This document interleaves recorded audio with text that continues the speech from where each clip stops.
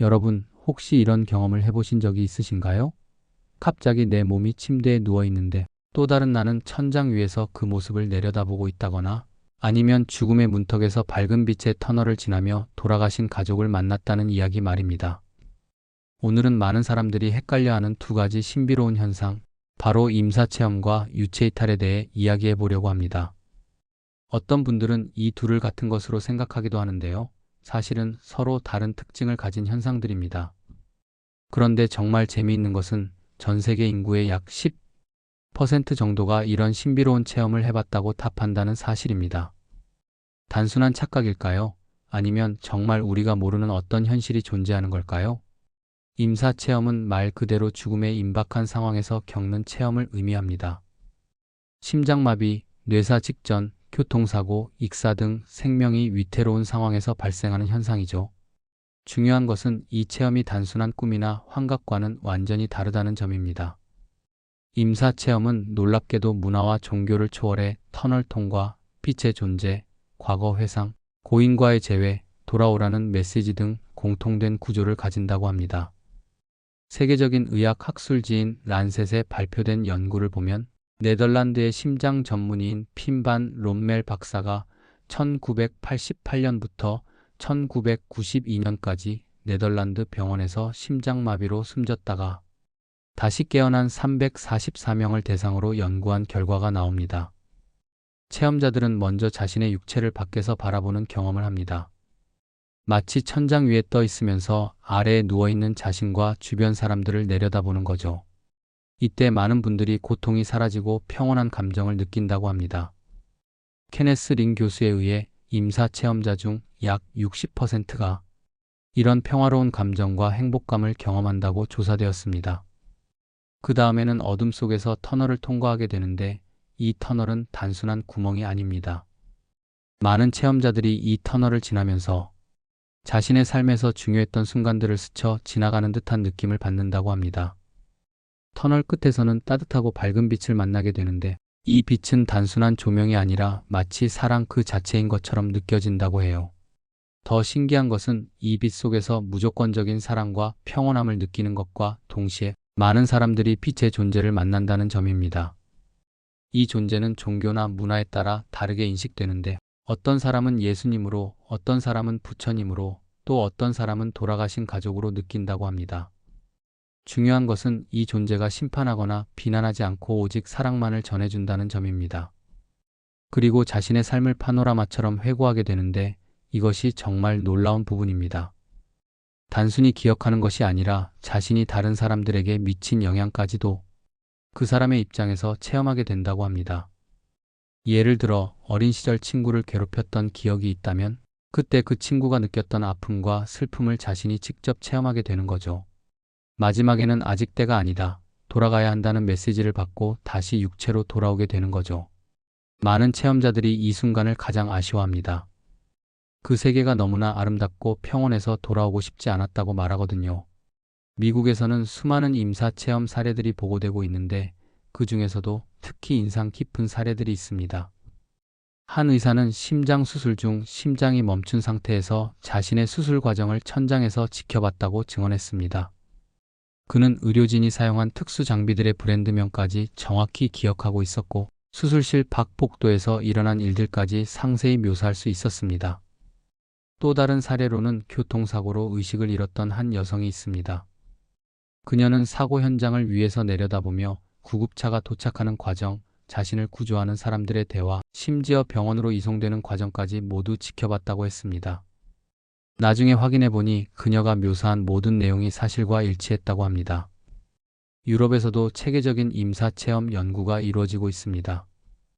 영국의 한 병원에서는 5년간 2060명의 심정지 환자를 대상으로 연구를 진행했는데 그중 330명이 의식을 되찾았고 이 중 140명이 어떤 형태든 죽음의 순간을 기억한다고 답했습니다. 특히 놀라운 것은 이들 중 일부가 심폐소생술 과정에서 의료진이 한 말들을 정확히 기억하고 있었다는 점입니다. 의학적으로는 뇌 활동이 정지된 상태였음에도 불구하고 말이죠. 일본에서 보고되는 임사체험들은 서구와 약간 다른 특징을 보입니다. 일본인들의 임사 체험에서는 서구에서 흔한 터널과 빛 체험보다는 삼도천이나 고산, 지대의 아름다운 꽃밭 같은 동양적 이미지들이 더 자주 나타납니다. 한 일본인 체험자는 이렇게 말했습니다. 나는 아름다운 강가에 서 있었다. 강 건너편에는 벚꽃이 만발해 있었고 돌아가신 할머니가 나를 부드럽게 바라보고 계셨다. 할머니는 아직 오면 안 된다. 돌아가거라라고 말씀하셨다. 정말 흥미로운 점은 임사 체험 이후 사람들의 삶이 완전히 바뀐다는 것입니다. 환각 후에는 불안, 혼란, 정신적 후유증이 남는 경우가 많지만 임사 체험 후에는 죽음에 대한 공포가 줄고 영적 관심이 커지며 삶의 태도가 이타적으로 변하는 장기적 변화가 흔하다고 합니다. 미국에 사는 어떤 임사 체험자는 스스로의 변형에 대해 이렇게 정리했습니다. 임사 체험이 일어나기 전 나의 우선순위는 엉망이었다. 그 순위가 완전하게 뒤집혔다. 맨 위였던 것이 맨 밑이 되었다. 인생을 하루하루 소중히 사는 것을 알았다. 이제 유체이탈에 대해 이야기해 봅시다. 유체이탈은 임사 체험과 달리 죽음의 위험이 전혀 없는 상황에서도 일어날 수 있는 현상입니다. 명상, 수면 직전, 수술 마취 상태, 심한 스트레스 등의 상황에서 발생하죠. 10명 중 1명이 자신의 생애에서 유체이탈을 한 차례, 더 일반적으로는 수차례 경험한다고 하니 생각보다 많은 사람들이 경험하는 현상인 것 같습니다. 유체이탈은 정말 다양한 상황에서 일어납니다. 가장 흔한 경우는 깊은 명상 상태에서 일어나는 경우인데요.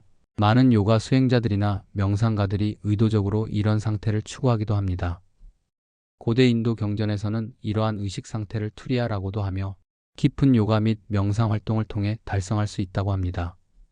이 여정을 수행하는 신체를 비그얀 대의과학적 신체라고 부르죠. 한 요가 수행자는 20년간의 수행 끝에 의도적으로 유체이탈을 할 수 있게 되었다고 주장합니다. 그는 이 상태에서 먼 곳에 있는 친구들을 방문할 수 있고 그들과 어떤 형태의 소통도 가능하다고 말합니다. 병원에서 수술을 받을 때 마취 상태에서도 종종 보고됩니다. 환자가 마취되어 의식이 없는 상태임에도 불구하고 수술실 천장에서 자신의 수술 과정을 지켜보았다는 증언들이 꽤 많이 있습니다. 한 환자는 복부 수술을 받는 동안 자신이 천장 근처에 떠 있으면서 수술팀의 모든 동작을 지켜봤다고 했습니다. 그는 수술용 기구들의 색깔, 의료진들의 대화 내용, 심지어 간호사가 중간에 마스크를 다시 쓰는 모습까지 정확히 기억하고 있었습니다. 병원이 아닌 일상생활에서도 유체이탈 경험들이 보고됩니다. 한 대학생은 기숙사에서 낮잠을 자다가 갑자기 자신이 몸에서 빠져나와 방을 떠다니는 경험을 했다고 합니다. 그는 이 상태에서 복도로 나가 다른 방들을 들여다볼 수 있었고 룸메이트가 무엇을 하고 있는지도 볼 수 있었다고 했습니다. 나중에 룸메이트에게 확인해보니 정말로 그가 묘사한 행동을 하고 있었다고 합니다. 한 체험자는 이렇게 말했습니다. 그 당시 몸이 피곤해서 잠깐 침대에 누워 잠을 청하려고 했다. 그런데 갑자기 내 귓가에 신비로운 멜로디가 들리기 시작했다. 그 소리는 마치 천상계에서 들려주는 선율과 같이 맑고 아름다웠다. 바로 그 순간 내 몸은 분명 그대로 누워있는데 또 다른 내가 공중으로 부양하기 시작했다. 정말 신기한 것은 유체이탈을 경험한 사람들 대부분이 겪은 공통점 하나가 있습니다. 바로 신비로운 멜로디와 음악 소리를 들었다는 점이라고 합니다. 이런 공통점들을 보면 단순한 우연이라고 하기에는 너무 일치하는 부분이 많은 것 같습니다. 재미있는 것은 이 상태에서도 의식은 완전히 또렷하다는 점입니다. 오히려 평상시보다 더 맑고 깨어있는 느낌을 받는다고 많은 체험자들이 증언합니다. 또한 벽이나 물체를 자유롭게 통과할 수 있다고 합니다. 마치 자신이 물질이 아닌 에너지나 의식 상태가 된 것처럼 느낀다고 해요. 유체이탈은 고대부터 여러 문화권에서 알려진 현상이었습니다. 이집트의 피라미드 텍스트에도 영혼이 몸을 떠나는 과정에 대한 기록이 있고 티베트의 바르도 토돌사자의 서에도 비슷한 내용이 나옵니다. 티베트 불교에서는 포화라는 수행법을 통해 의도적으로 의식을 몸 밖으로 내보내는 훈련을 합니다. 숙련된 수행자들은 이를 통해 죽음의 순간에도 의식을 잃지 않고 다음 생으로 이어갈 수 있다고 믿어집니다. 현대에도 유체이탈을 시도하려는 사람들이 많습니다. 가장 일반적인 방법은 로프 기법이라고 불리는 것으로 침대에 누워서 상상 속의 로프를 타고 올라간다고 생각하는 것입니다. 또 다른 방법은 진동 기법인데 몸 전체에 진동이 일어나는 것을 느낄 때까지 집중한 다음 그 진동을 이용해 몸에서 빠져나온다고 상상하는 것입니다. 하지만 이런 기법들의 효과에 대해서는 개인차가 크고 과학적으로 입증되지 않았다는 점을 알아두셔야 합니다. 그럼 이제 두 현상의 차이점을 정리해 볼까요? 발생 조건부터 살펴보면 임사체험은 반드시 생명이 위험한 상황에서 일어나지만 유체이탈은 명상이나 수면 중 등 평범한 상황에서도 가능합니다. 체험 내용도 다릅니다. 임사체험은 터널, 빛, 삶의 회고, 영적 존재와의 만남 등 복합적인 경험을 하지만 유체이탈은 주로 자신의 몸을 밖에서 바라보는 경험에 집중됩니다. 체험 강도도 차이가 납니다. 임사체험은 대부분 매우 강렬하고 인생관을 바꿀 정도로 깊은 인상을 남기지만 유체이탈은 강도가 다양하고 때로는 기억이 희미한 경우도 있습니다. 지속 시간을 보면 임사체험은 몇 초에서 수분간 지속되며 강한 기억으로 남지만 유체이탈은 몇 초에서 몇 분까지 다양하고 기억이 희미한 경우도 많습니다. 목적성에서도 차이가 있습니다. 임사체험은 삶과 죽음의 경계 체험으로 의미가 깊지만 유체이탈은 실험적이거나 탐험적 혹은 우발적 체험의 성격이 강합니다. 과학자들은 이런 신비로운 현상들을 어떻게 설명하려고 할까요? 먼저 유체이탈에 대한 연구부터 살펴보겠습니다. 스위스의 신경학자 올라프 블랑크는 뇌 우측의 두정엽과 측두엽의 경계, 부위를 직접 전극으로 자극하여 인공적으로 유체이탈 현상을 일으킬 수 있었다고 합니다. 측두두정 접합부에 전기 자극을 가했을 때 유체이탈이 일어나는 듯한 느낌을 받는다고 하며 뇌전증 환자의 경우 측두두정 접합부에 발작이 일어났을 때 유체이탈을 경험했다는 보고도 있습니다. 임사체험에 대해서는 더 복잡한 설명들이 제시되고 있습니다. 첫째는 저산소증 이론입니다. 뇌에 산소가 부족해지면 환각 상태에 빠질 수 있고 이때 엔도르핀 같은 신경 전달 물질이 다량 분비되어 행복감을 느낀다는 설명입니다. 케네스 링 교수에 의해 임사 체험자 중 약 60%가 경험한다고 조사된 평화로운 감정과 행복감은 이처럼 죽기 직전에 뇌의 한 부분에서 폭포수처럼 퍼져나가는 전기 에너지로 인해 느끼는 흥분 때문인 것으로 볼 수 있습니다. 둘째는 터널 효과에 대한 설명입니다. 심리학자 수전 블랙모어는 임사체험과 유체이탈 체험에서 나타나는 터널 효과가 망막으로부터 오는 정보를 처리하는 뇌 뒤쪽 시각 피질이 자극받아 나오는 결과일지 모른다고 말합니다. 즉, 산소가 결핍되는 저산소증이 일어나면 시각 피질에 있는 신경세포가 정상적인 발화 속도를 방해할 수 있습니다. 뇌의 다른 영역에서 이것을 동심원 형태나 고리, 나선형으로 해석할 수 있다는 분석도 나오는데 이러한 뇌의 착각이 마치 4후 세계의 터널을 다녀온 것처럼 묘사될 수 있다고 합니다. 하지만 이런 과학적 설명들에도 한계가 있습니다. 1991년 치명적인 뇌동맥류로 진단받은 팸 레이놀즈라는 환자의 이야기는 의학계에서 매우 유명한 사례입니다. 레이놀즈는 뇌동맥류 수술을 받기 위해 가사상태 수술이라는 극단적인 시술을 받았습니다. 이 수술은 환자의 체온을 10도까지 낮추고 심장을 정지시키며 뇌파도 완전히 평평한 상태로 만드는 것입니다. 의학적으로는 완전한 죽음 상태라고 할 수 있죠. 그런데 그럼에도 불구하고 레이놀즈는 깨어난 후 수술실에서 의사들 간의 오간 대화를 정확히 기억해냈습니다.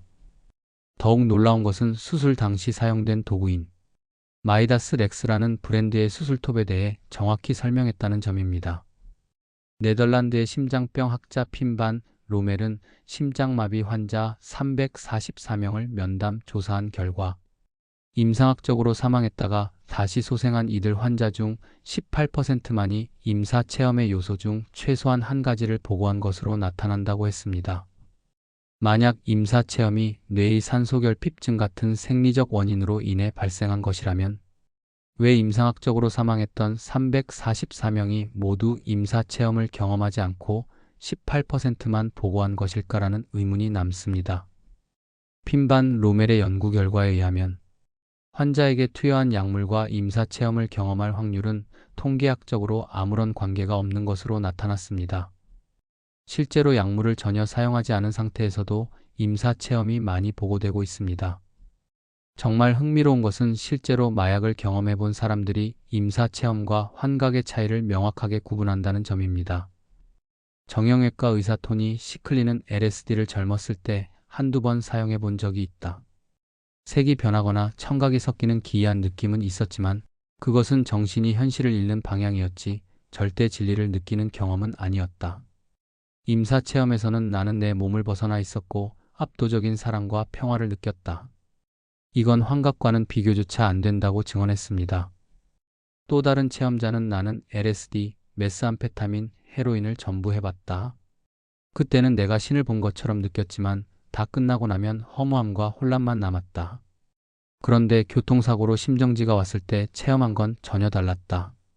거긴 사랑과 이해가 가득한 곳이었고 나는 실제로 누군가가 나를 부드럽게 안아주는 걸 느꼈다고 말했습니다.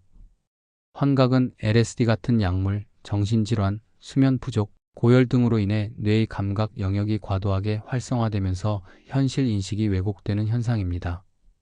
이때 뇌는 깨어있고 뇌파도 활발하며 체험은 주관적이고 사람마다 다르게 나타난다고 합니다. 반면 임사체험은 심정지, 뇌파 정지, 중환자 마취, 외상 등 생명의 위협이 가해진 상태에서 발생하는 의식 경험으로 뇌 활동이 거의 없거나 정지된 상태에서 보고되는 경우가 많다고 합니다. 환각은 LSD 같은 약물, 정신질환, 수면 부족, 고열 등으로 인해 뇌의 감각 영역이 과도하게 활성화되면서 현실 인식이 왜곡되는 현상이다. 이때 뇌는 깨어있고 뇌파도 활발하며 체험은 주관적이고 사람마다 다르게 나타난다. 시각 청각의 혼합, 극단적인 쾌락, 행복감이 불규칙하게 나타나며 반복적으로도 일관성이 낮다. 효과가 끝나면 현실을 부정적으로 보게 돼서 중독성은 심해지고 삶은 점점 더 피폐해질 뿐 마약을 해서 삶이 이타적으로 변하지 않는다. 정말 놀라운 것은 임사체험의 핵심 요소들이 문화와 종교를 초월해서 나타난다는 점입니다. 비교적 문화권의 영향이 적다고 생각할 수 있는 아이의 임사체험에서는 유체이탈, 터널, 빛의 세 가지 요소를 볼 수 있으며 어른보다 간단하다고 보고되었습니다.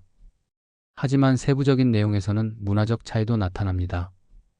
일본인의 경우는 삼도천이나 고산 식물이 만발한 곳을 만나는 확률이 높고 빛 체험을 만나는 확률은 비교적 낮다는 결과가 나왔습니다. 또 옛 일본인의 임사 체험에는 염라대왕이 자주 등장했지만 현재는 대부분 볼 수 없다고 합니다. 수잔 블랙모어는 인도에서 12회의 임사 체험을 수집했지만 중 8개의 예가 서구의 것과 같았다고 말하며 핵심 경험은 문화를 초월하지만 세부 내용은 문화적 영향을 받는다는 것을 보여줍니다. 과학자들은 이런 신비로운 현상들을 객관적으로 검증하려고 계속 노력하고 있습니다. 미국 버지니아 대학 연구팀과 영국의 사우샘프턴 대학 연구팀은 현재 유체이탈에 대한 매우 특별한 실험을 진행 중입니다. 심폐소생술이 이루어지는 병실에다 침대 위에 누운 상태에서는 볼 수 없고 천장에서만 볼 수 있는 모니터를 설치한 다음 다시 살아난 환자들에게 그 화면을 보았는지의 여부를 조사하고 있다고 합니다. 맨체스터 메트로폴리탄 대학의 응용인지 심리학과 부교수들에 따르면 임사체험을 설명하는 가장 과학적인 접근법은 임사체험을 뇌의 영역, 간 상호작용으로 해석하는 방법이라고 합니다. 신경과학자인 올라프 블랑크와 세바스티안 디에게즈는 임사체험의 종류를 두 가지로 분류했는데 첫 번째는 좌뇌와 관련된 특징으로 시간의 변화나 비행의 느낌과 관련이 있었고 두 번째는 우뇌와 관련된 것으로 영혼을 보거나 영혼과 이야기를 나누는 행위 혹은 낯선 목소리를 듣거나 음악 소리를 듣는 것과 관련이 있었다고 합니다. 흥미롭게도 임사체험과 유체이탈 같은 현상들은 동양의 전통 문화에서는 오래전부터 알려진 현상들이었습니다. 도교에서는 시해라고 하여 유체이탈과 비슷한 방식이 있었습니다. 오랜 수행의 결과로 육체에서 혼백만 빠져나가 신선이 되고 육체는 사라지는 도수를 가리키는 말이었죠. 이로 인해 도를 닦다가 홀연히 세상을 떠난 도사들의 죽음을 두고 시해선이 되었다고 일컫는 경우도 많았습니다. 조선 중기의 권신 이귀가 말년에 유체이탈을 경험했다는 야사가 전해져 오고 있습니다. 말년에 병들어 인사를 분별하지 못할 지경이어서 자손들이 밤새 둘러앉아 지키고 있었는데 새벽 닭이 우니 문득 깨어나 한 아랫사람을 부르니 곧장 아무 마을에 가서 호조, 서리 집을 찾아 무슨 일을 하고 있는지 알아보고 오라고 했다고 합니다. 심부름 갔던 사람이 돌아와 아래길을 가보니 호조설이 집에서 무당을 불러 신굿을 크게 하고 있는데 특히 연평대감이기 상을 성대하게 차려놓고 노래하고 춤추며 요란하게 굿을 하고 있었습니다. 하고 말했다고 전해집니다. 지금까지 임사체험과 유체이탈에 대해 알아봤는데요. 정말 흥미로운 점은 과학이 이렇게 발달한 시대에도 여전히 완전히 설명되지 않는 현상들이 있다는 것입니다. 과학자들은 아직도 임사체험을 유발하는 요인이 정확히 무엇인지 명확하게 설명하지 못합니다. 임사체험은 단지 뇌의 상호작용에 불과한 걸까요? 아니면 과학으로 설명할 수 없는 초자연적인 현상일까요? 무엇보다 중요한 것은 이런 체험을 한 사람들에게 미치는 긍정적인 영향입니다. 근사 체험자의 경험이 실제이든 환각이든 그들이 죽음을 두려워하지 않게 되고 삶을 더 소중하게 여기게 되는 것이 중요하다는 관점도 있습니다. 임사 체험을 한 사람들은 공통적으로 다음과 같은 변화를 보입니다. 첫째, 죽음에 대한 두려움이 크게 줄어들고, 둘째, 물질적인 것보다 영적이고 정신적인 가치를 더 중시하게 되며, 셋째, 다른 사람들에게 더 친절하고 이타적이 되고, 넷째, 종교나 영성에 대한 관심이 높아지되 보편적인 사랑과 자비의 정신을 추구하게 됩니다. 임사체험과 유체이탈, 이 두 현상은 여전히 많은 미스터리를 품고 있습니다. 어떤 사람들에게는 단순한 뇌의 작용일 수도 있고, 다른 사람들에게는 영혼의 실제를 확인하는 소중한 경험일 수도 있습니다. 중요한 것은 이런 현상들이 우리에게 삶과 죽음, 의식과 존재에 대해 더 깊이 생각해 볼 기회를 준다는 것입니다. 과학이 모든 것을 설명할 수 있다고 생각하는 시대에도 여전히 우리가 모르는 신비로운 세계가 존재한다는 것을 보여주는 현상들이죠. 여러분은 어떻게 생각하시나요? 임사체험과 유체이탈, 과연 무엇일까요? 뇌의 착각일까요? 아니면 우리가 아직 이해하지 못한 현실의 또 다른 면일까요? 한 가지 확실한 것은 이런 현상들을 통해 우리는 자신의 삶을 더 깊이 성찰하고 다른 사람들과의 관계를 더 소중히 여기며 물질을 넘어선 정신적 가치를 추구하게 된다는 것입니다. 오늘 이야기를 통해 이런 신비로운 현상들에 대해 조금 더 이해하게 되셨기를 바랍니다. 그리고 무엇보다 하루하루를 더욱 소중히 여기며 주변 사람들에게 더 많은 사랑과 관심을 보여주는 계기가 되셨으면 좋겠습니다. 결국 임사체험이든 유체이탈이든 가장 중요한 것은 지금 이 순간을 온전히 살아가는 것이 아닐까요? 매일 밤 잠자리에 들 때 오늘 하루도 의미 있게 살았구나라고 말할 수 있다면 그것이야말로 가장 아름다운 삶이 아닐까요? 여러분 모두가 사랑이 가득하고 의미로운 하루하루를 보내시기를 진심으로 바랍니다. 시청해주셔서 감사합니다. 구독, 좋아요, 알림 설정은 큰 힘이 됩니다.